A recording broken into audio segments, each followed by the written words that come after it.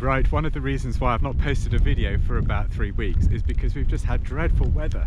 It's either been snow, -5 degrees, or like today it's just been raining really quite, well, it's not heavy at the moment, but it's been not very nice weather anyway today. So that's why we're wrapped up nice and warm, taking the dog for a walk, and yeah, that's about all we can do in this weather.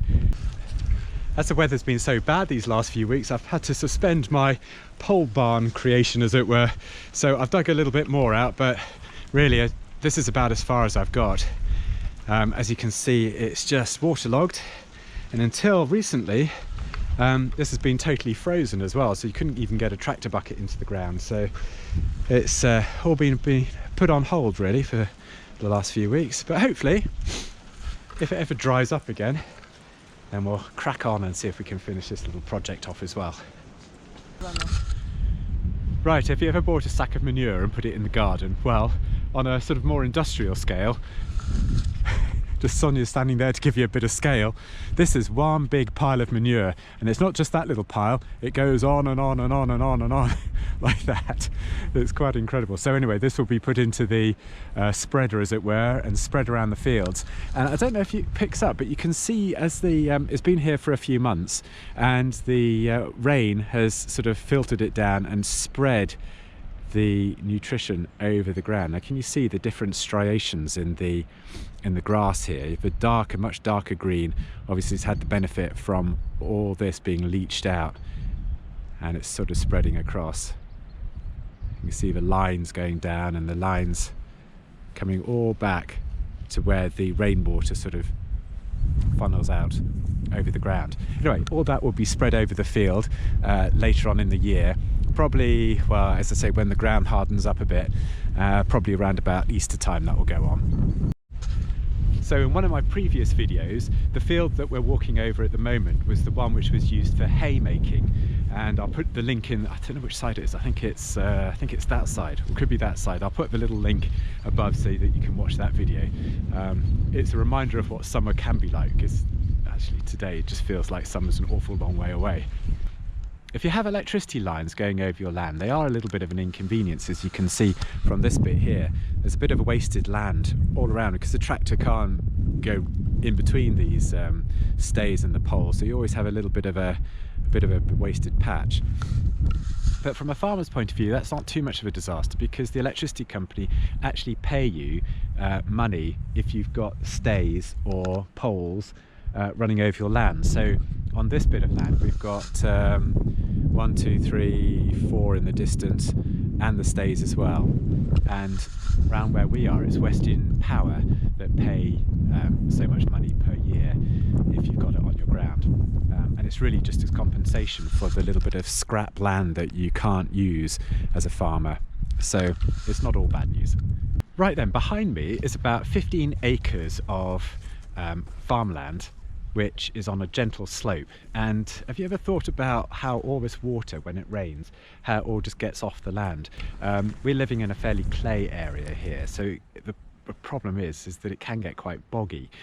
So you find that farmers try and keep their ditches clear, certainly on their own land anyway, to try and get that rainwater runoff out of the fields as quickly as possible. That's not to say that they want to create dry, arid soils, but they're not trying to they're trying to basically prevent waterlogged soils, so that whatever they're planting doesn't rot in the ground. When you operate lots of heavy machinery on fields, you want to get as close to the edges as possible, otherwise it's just wasted space. So behind me, this hedge here, which is holly, what else have we got here, hawthorn and all the rest of it, has been very neatly trimmed back to the hedge line, really quite close, and it's been done with a flail mower, so that machinery can get as close into the edges as possible. Now you do get overhanging trees like this old oak tree, I think it says oak, yeah, it looks like oak, and you want the branches as high as possible so that they don't clang into tractors and other machinery that's going to be passing underneath them. And just occasionally you do get low-hanging branches or ones which just fall off, and that one can be chopped up for firewood a little bit later. Another thing we come across on our walk with the dog this afternoon are some old trees that have fallen over in the recent winds This one here I think is an old oak tree, although it could be ash. It's a bit difficult to tell without the bark on there, and it's just come down, completely rotted through at the base there, and the recent winds have just taken it down. This will stay hooked up probably until the next winds that we have, and then it will be down on the forest floor, I think. And then it might be good to chop up for firewood, or just left to rot, and all that stuff will go back into the ground eventually.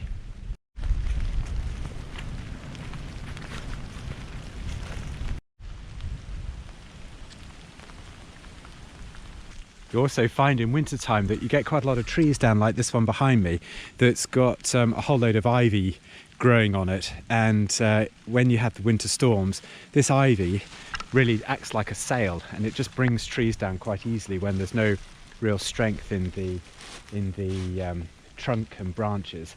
And with all that sort of heavy weight from the ivy and also catching all the wind, trees quite often come down. There's one there. There's another one behind me actually in the distance just there, and you'll find that there's probably quite a few others lying around as well. But they tend to be fairly old, diseased, not very well trees, so they're going to come down eventually. It's just that you usually find them coming down in winter time, with all the, especially on trees which have got ivy on them. This tree behind me is a good example where ivy is growing up. It's really quite thick. This is ivy here. It looks undistinguishable from the actual tree itself, which is that bit. Anyway, it grows up and up and up and up and up.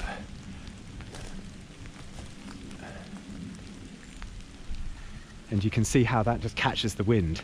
And in the winter time, when the storms can be a little bit more ferocious than, say, summertime, then these trees really don't stand much of a chance, which is always why it's a good idea to cut ivy off trees as best you can. And a little bit further up, we'll find some trees that have had that treatment. The tree behind me here is a good example where ivy's been chopped off. Look how thick that ivy is there. Anyway, that's been chopped off there, and actually it's been taken off at the base as well. And that obviously has died now, and hopefully that will give that tree, which in this case is an ash tree, a lot better chance of surviving. Another tree here where it has had lots of ivy growing up it, and you can see that it's been sawn off there, and where is it, just down there as well, and there's a gap there. But you can see that ivy is just starting to sort of trail up again, and so eventually all that will have to be picked off before that sort of goes up the tree like before. One advantage of ivy, however, is that when it comes off the tree like this, is that it makes absolutely brilliant kindling for any fires that you have in the house. It's super dry, and it burns like anything and just gets those fires started, and it comes off in these rather nice sort of clumps, as it were. But it's absolutely brilliant kindling. And so we come back onto our bit of land and the vineyard, which is just behind me through this gate here.